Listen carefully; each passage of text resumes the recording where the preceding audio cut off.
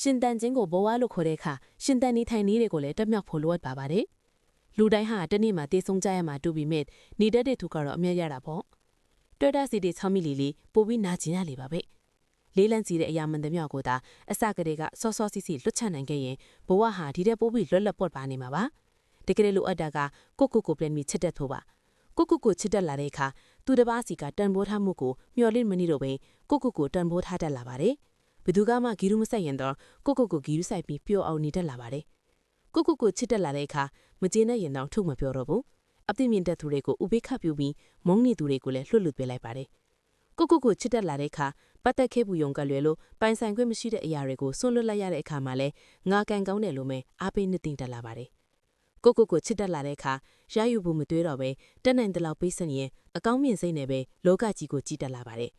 ကိုချစ်တက်လာတဲ့အခါမနေချင်တဲ့သူတွေကိုအတင်းဆွဲမထားတော့ပဲသူတို့ဆန္ဒအတိုင်းတွားခွင့်ပြုလိုက်ပါတယ်။တန်ရောခြင်းတွေအစားမေတ္တာတွေကိုပဲအစားထိုးပြီးနာကျင်စေသူတွေကိုလွှတ်ချလိုက်မှဘဝဟာအေးချမ်းမယ်ဆိုတာသိလာပါတယ်။ကိုချစ်တက်လာတဲ့အခါကိုရဲ့ဖြစ်တည်မှုကိုလက်ခံလာတတ်လာပါတယ်။ကိုဟာကိုဘိမှုကိုဘဝကိုလက်ခံပြီးကျေနပ်တက်လာပါတယ်။ကိုချစ်တက်လာတဲ့အခါမှာတော့ရုပ်ပိုင်းဆိုင်ရာကျန်းမာအောင်စားတောက်တယ်လို့စိတ်ပိုင်းဆိုင်ရာချမ်းသာအောင်လည်းနေထိုင်တက်လာပါတယ်။ဒါကြောင့်ပဲမနေ့ကထက်ဒီနေ့မှာပိုပြီးပျော်ရွှင်လာတယ်လို့မနေ့ကထက်ဒီနေ့မှာပိုပြီးလှပလာပါတော့တယ်။